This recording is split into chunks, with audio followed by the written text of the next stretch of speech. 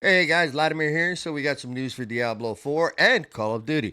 Intel suggests the Butcher has entered El Mazra and Vadel during Season 6. So be on the lookout for the Butcher. This killing the Butcher during Season 6 will actually unlock a Butcher Sickle that you can use in Diablo 4, provided you have your accounts linked with Activision and Battle.net. So make sure that you do if you are going to try and get that cosmetic.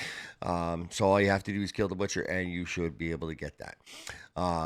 It is on the splash screen in the notifications when you do launch the game. And if you do happen to miss the notifications, if you check the notification bell right in the bottom corner here of the screen, you can pick which one to look at right there. And you will find out the information you need to know. So today we're talking about the patch that is coming out. This is going to be patch 1.2.1. This is launching as of October 31st, Halloween. There is some speculation with this patch, actually, especially being with the number of the patch. The number is number 46666. So Blizzard tends to like to do things around the number 666. And when it comes to Diablo 4, lately there's been some discoveries and things being found with regards to the secret cow level. There is some speculation. Blizzard might possibly unlock the cow level, the hidden cow level on Halloween. Um, with hence with the indication of the numbers. Now this is all just speculation. There has been major advancements though with regards to the secret cow level. Um, so as far as the patch goes, guys, patch looks big, but it's not very big at all. There's only a couple of things in here. There's a couple of really good things, but for the most part, it's fix an issue, fix an issue, fix an issue yet again. Um, Personally, I would like to see it where Blizzard gets to the point where they can actually start doing just good patches where they're just adding stuff and not having to show us how much stuff they have to fix of the game because they didn't do the due diligence. That would be fantastic. That would be a great step in the right direction. Unfortunately, proper lack of test, or actually, sorry, lack of proper testing is what brought them into this current situation that they're in. And well, I don't know any other way to call it but laziness. But anyhow, let's get to the good stuff. Paragon board, guys. You are finally going to get a refund button to refund your entire Paragon board so that you can actually respec in a fairly reasonable time fashion. This is something that should have been added a long time ago. This should have been added day one, especially with the size of the Paragon boards, and especially having to respec 225 points. Doing it one at a time just blows. So this is it. This is a plus. This is a big win. Looking forward to that. Developers know though, guys. They communicated that reworking Paragon points was a common occurrence. They've added this button to make it easier to do big respecs, along with the increases of gold income from Whispers in Season of Blood.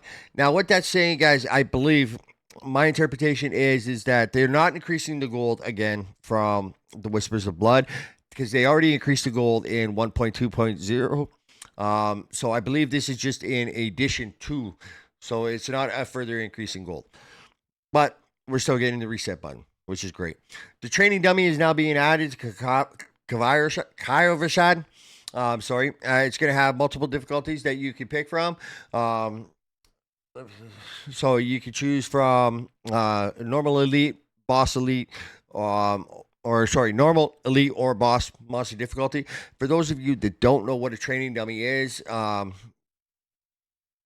basically it's a inanimate object that you can just sit there and just beat on that will not die on you.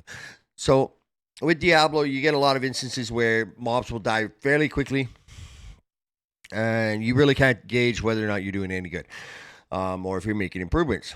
This will allow you to gauge your DPS damage and see whether or not the changes that you're making will actually have good effect on you. Now, there will be a room that contains a stash that will allow you to switch out gear and stuff like that, and so you can gauge whether or not the pieces you're changing up are making a difference for you. I don't know if they're going to put a DPS meter in, which I hope they kind of do, because really, if you're just gauging by the numbers, it can be a little tricky to see whether or not you're actually making a difference. So hopefully they did add a DPS meter, but I'm not seeing anything that indicates so. But we'll see what happens. Um, Season of Blood. Blood wells now drop more piles of potent blood, slightly increasing the total average amount dropped. Piles, the previous was one pile of 45 to 60 potent blood. The new is going to be 8 piles of 5 to 9 each. What? So, what this means, guys, is it actually could potentially drop less because 8 times 5 is 40, right? So, it can now actually drop up to a maximum of 72, but it can actually potentially drop less the way they've done this.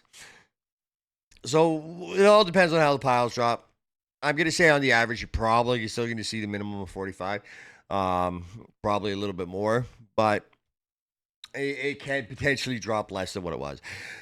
However, when it comes to this for the potent blood, this is not the change I would have liked to have seen made. I personally would have liked to see the change where they would have changed how you apply the blood to the vampiric powers to upgrade them. That is just a tedious pain in the ass. It makes no real sense. It is poor design. Um, to upgrade it 25 at a time on a random RNG basis is just, yeah, it's horrible. But once it's done, it's done. You don't have to worry about it, but it's still a pain in the ass. I'm not really sure why they consider Pope Blood being an increase. Is something that is needed because of the fact that I have an overabundance of potent blood. In fact, actually, here, let's have a look here. While I'm doing that, I have a huge amount of potent blood, and it's never been an issue for me. So I'm not really sure why this was a major issue that needed to be addressed. They added additional information to Vampiric Power Tooltips to clarify what the next rank will increase, which is kind of nice. So you actually know what you're going to get out of it. They added additional information to Vampiric Power's upgrade screen to communicate the amount of packs required to and the power's activation cost. Uh, oh, I'm having a slow load this morning. All right, so let's have a look here. We'll go in.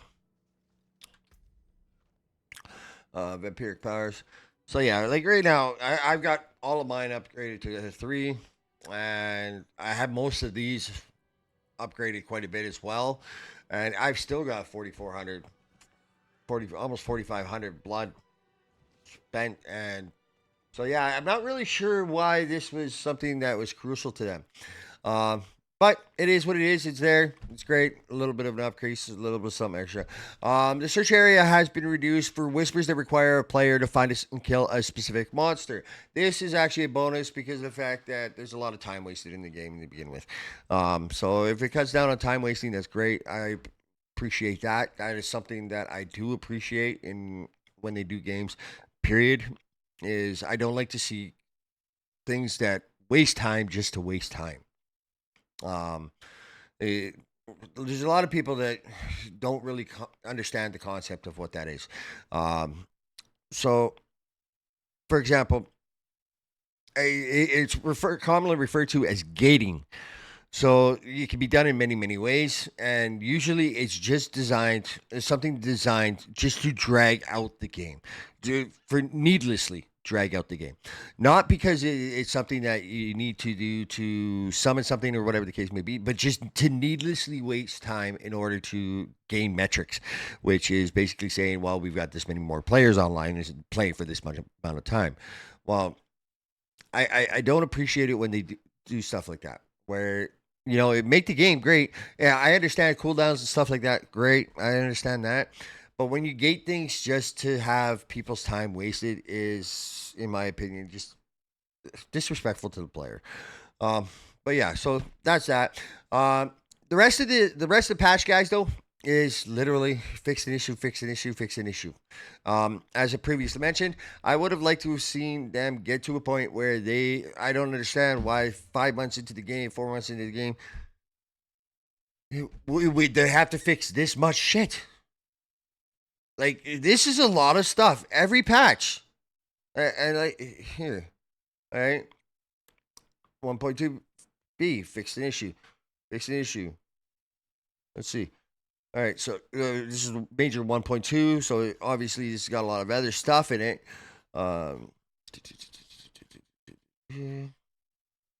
However, let's get to the bottom here.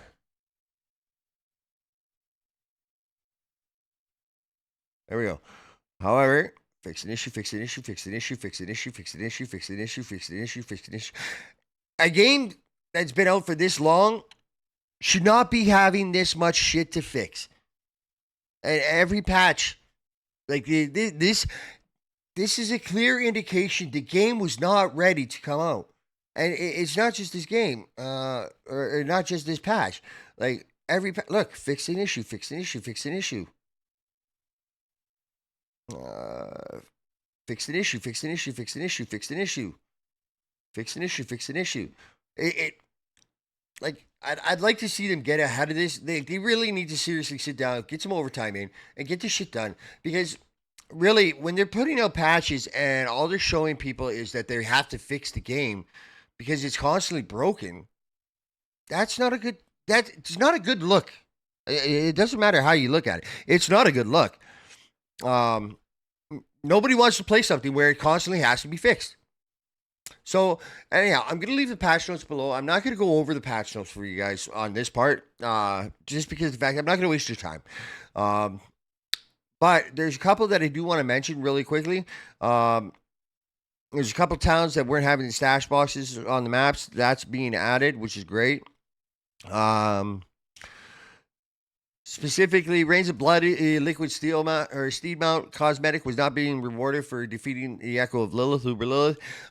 This will be They fixed that issue, and this will be rewarded retroactively to the players that did previously kill Echo of Lilith. They'll receive the amount upon logging in after installing patch 1.21. They fixed an issue where centers would not be reset once a Hell Tie ended, which would have been a fucking great thing to have happen. Actually, I don't think your center should reset personally, and I think Helltide should run 24/7, just like Blood Harvest. That's the way I honestly think it should be.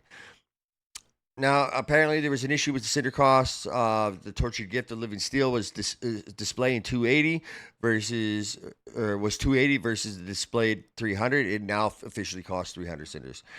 So those issues have been addressed.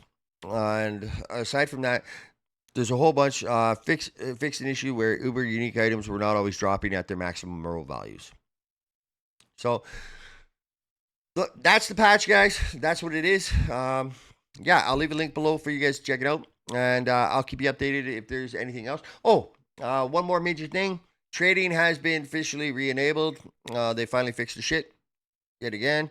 So I don't know if this is 100% fixed. We'll find out. But they do say that they're going to be monitoring player posts in order to keep track of it. So player trading has been officially fixed as of yesterday. So that is great.